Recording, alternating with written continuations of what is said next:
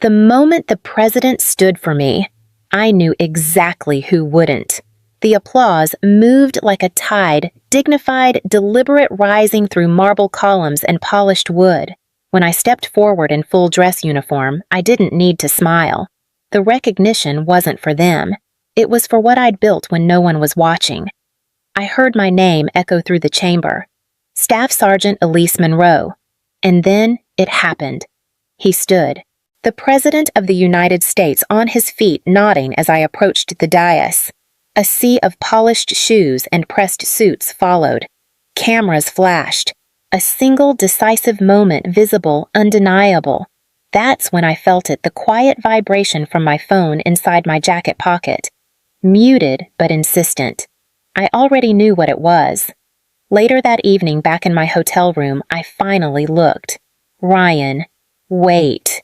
The actual President, Chloe. You could have said something. Kinda messed up TBH. Mom. A screenshot of the live stream, captioned, well. Wow. I leaned back against the headboard, still in uniform boots, unlaced but not removed. I didn't reply. I didn't need to. Earlier that day, I turned to face the audience and saw the chairs. A whole row labeled Monroe, family, untouched, no coats slung over the backs, no purses on the floor, no effort to pretend they were ever coming, not even a seat saved for show, like they'd never planned to be proud. And now they were angry they didn't get an invitation. The same people who rolled their eyes when I ironed my ROTC shirt, who laughed when I said the word boot camp, who called my ambition a phase. They were mad I didn't save them a seat. Let them be mad. The room stood for me. They never had. I was 16 when Chloe finally said it out loud. Not behind my back, not whispered. It was at the lockers, clear, sharp, and loud enough to echo. She's just playing soldier. Give her a doll and call it a day. They laughed. I didn't. I stared down at my boots, scuffed from drill practice but tied perfectly. Then I walked on. Not fast, not slow, just straight.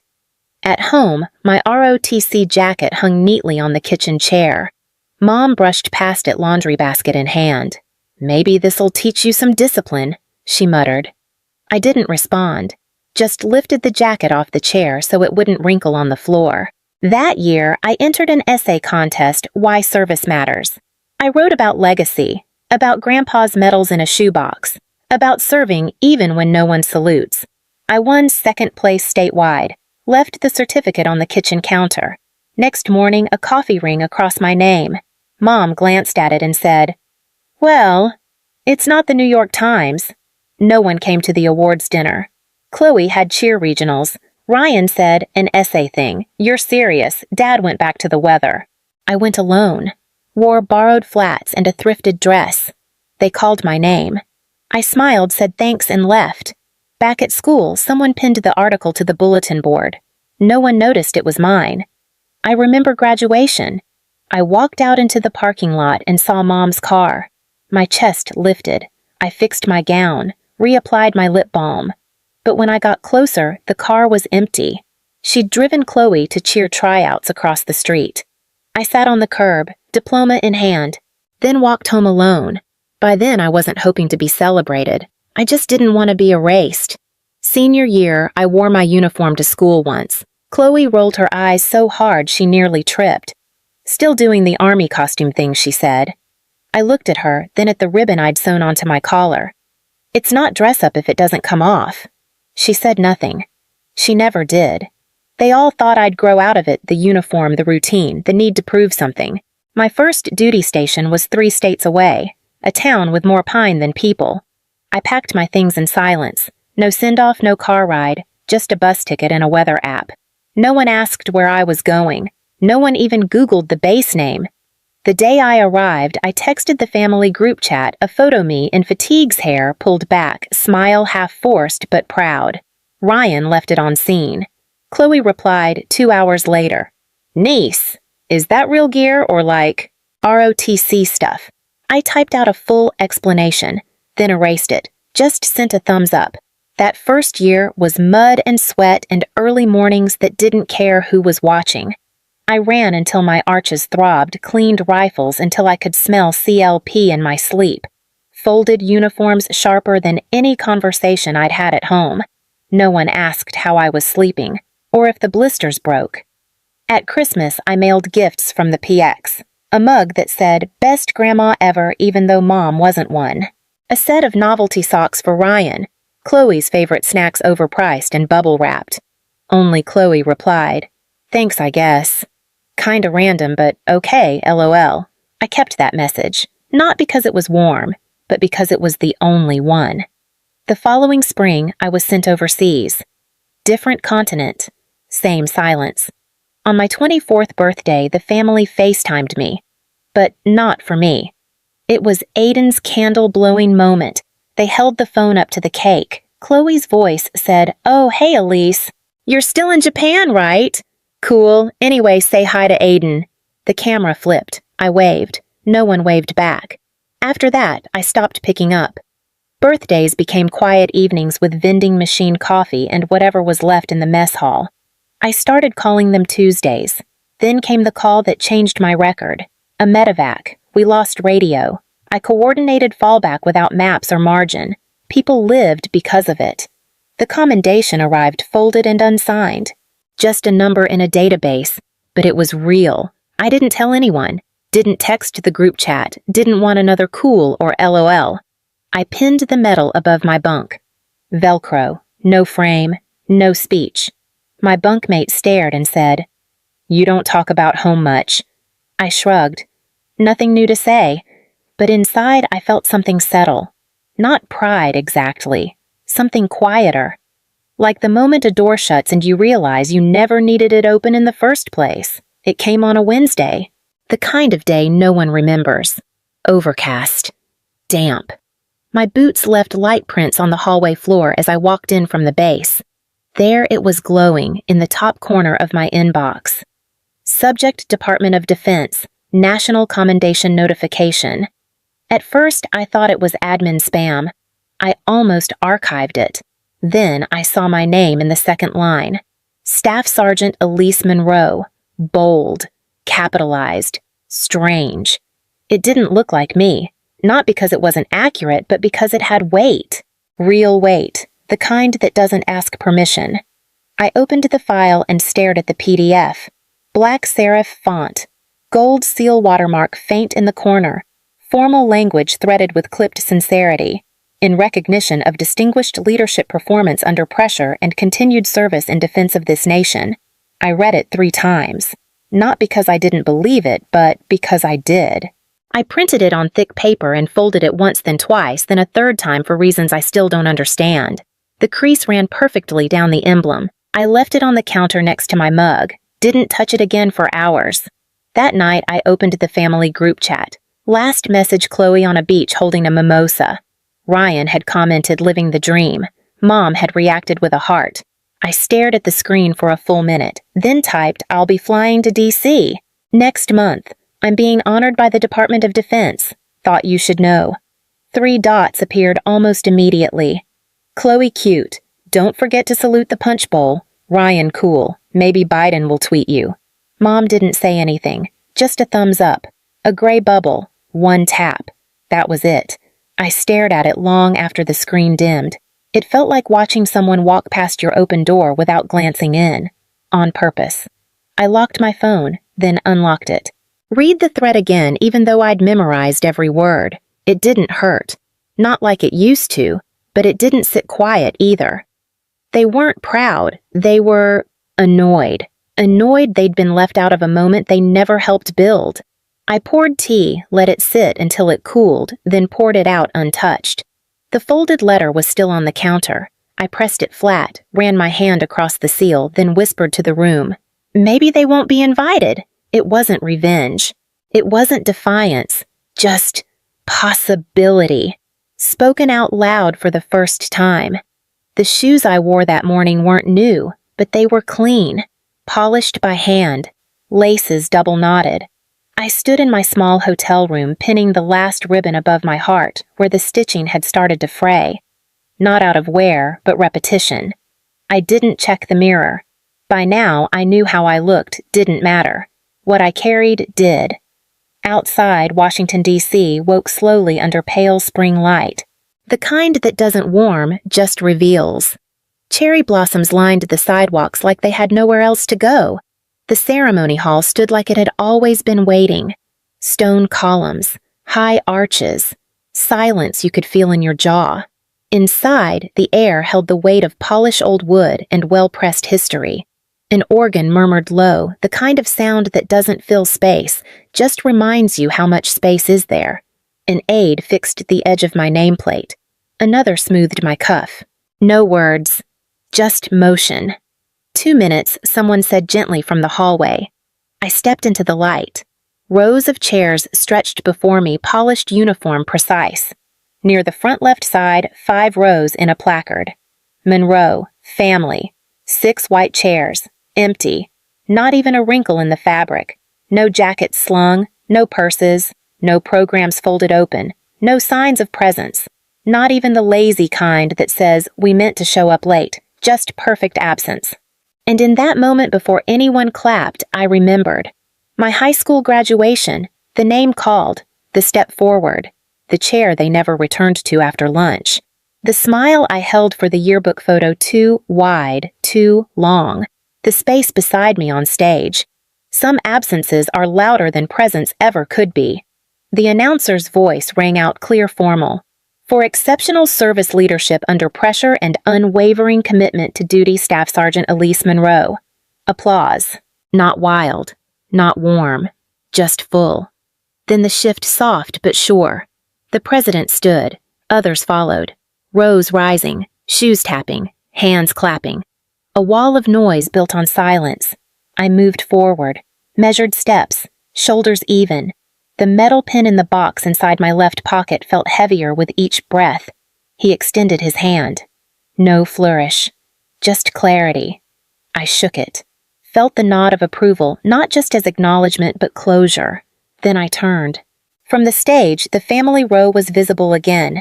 Still untouched. Still pretending it was reserved.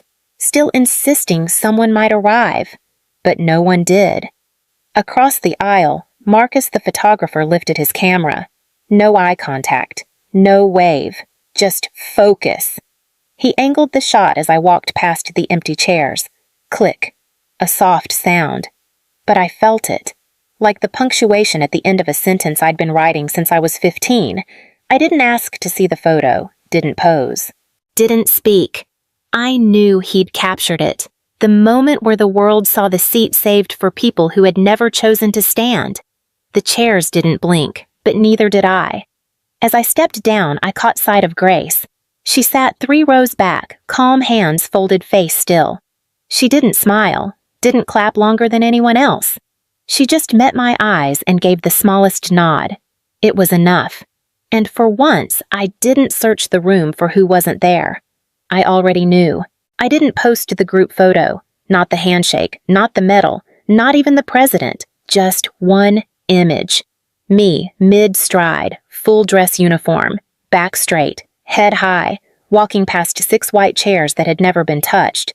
There was no caption. No hashtags, no explanation. I uploaded it, then closed the app. Within hours, the messages started. A professor from my undergrad days commented, "Proud of you, Elise. Always knew you had something rare." Then an old neighbor I remember when you used to help my husband shovel snow before school. Didn't realize you were the one doing all this. And later that evening, quietly with no fanfare, a comment from my first team leader overseas. Still leading with stillness. Some of us noticed before the world did. I didn't respond, didn't like or pin anything. It was enough to know someone had seen me before the photo. Around 10 p.m., my phone buzzed. "Ryan, you could have told us it was this big. TBH kinda messed up." 5 minutes later, Mom's been crying. "Thought you'd include us." I let the screen dim. Then came the voicemail. "Mom." Breathy clipped. Like she'd rushed to say it before talking herself out of it. "Elise, you embarrassed us. You know that, don't you? This isn't how family does things. No mention of the award. No curiosity about the ceremony. Just disappointment for being left out of a moment they never built." I opened my notes app, typed one line. Family includes, or it doesn't. I sat with it for a moment, then deleted it. Some truths aren't for sharing, some are just for keeping close. The next morning, I stepped out onto the patio with tea in hand. The photo had spread overnight, shared, reposted, added to slideshows and tribute reels. None of that mattered. What mattered was that I hadn't needed to say anything. The photo did it for me. The world saw the chairs, saw who wasn't there, and stood anyway. I picked up my phone again, scrolled through the reposts without touching them, then paused. A new comment. Megan. Just 3 words, I see it now. I didn't reply, but I read it twice. The wind shifted slightly across the patio. The bonsai beside me caught the morning light, one new branch curling toward the window. Some growth takes years, and still arrives quietly. I held the mug between my hands and whispered, not to anyone, not for effect, just because the moment asked for it. Some rooms just aren't meant for them, but that didn't stop the room from standing. Then I sat back, let the steam rise, and didn't think about them again. The bonsai arrived in a plain ceramic pot. No ribbon, no card, just a quiet delivery left at my door. I opened it slowly, unsure if it was a mistake. Inside a folded note in neat, square handwriting. Started this the day you left for Okinawa. It's yours now. Grace. The tree was small but deliberate. Its trunk curved in a gentle arc, branches disciplined and reaching. I ran a finger lightly along one limb. A fresh cut was visible. Still healing. Grace once told me, you prune it hard. Not to punish it, but to teach it strength. The words echoed like water over stone, familiar but newly sharp. I placed it by the window. Let the light find it. Didn't touch it again for a while. That evening, a knock. I wasn't expecting anyone. When I opened the door, Megan stood there, Chloe's wife, holding a glass Tupperware wrapped in a faded checkered towel. I made the rice cake you liked, she said. Her voice was careful. Not apologetic, just real. I nodded and stepped aside. No need to speak yet. We sat at my small kitchen table, the same one I'd eaten solo dinners at for years. I cut into the rice cake. It was a little too sweet, a little dense, exactly like I remembered. Megan looked around at the framed photo from the ceremony, the folded uniform still draped across the chair, the metal box unopened. I didn't realize it looked like that, she said, barely audible. I didn't answer. She picked up the photo, stared for a long time. You were always there? And we never saw you. Her voice cracked on the last word. I didn't cry. I let her. Later we moved to the porch. The bonsai caught the last light of day, its silhouette calm, balanced. Megan reached for her mug. I was wrong about you. I looked at the bonsai, then at her. A lot of things grow when they're given room to. We clinked our mugs. No toast, no speech. Just steam curling between 2 people finally sitting at the same table. I didn't hang the medals at first.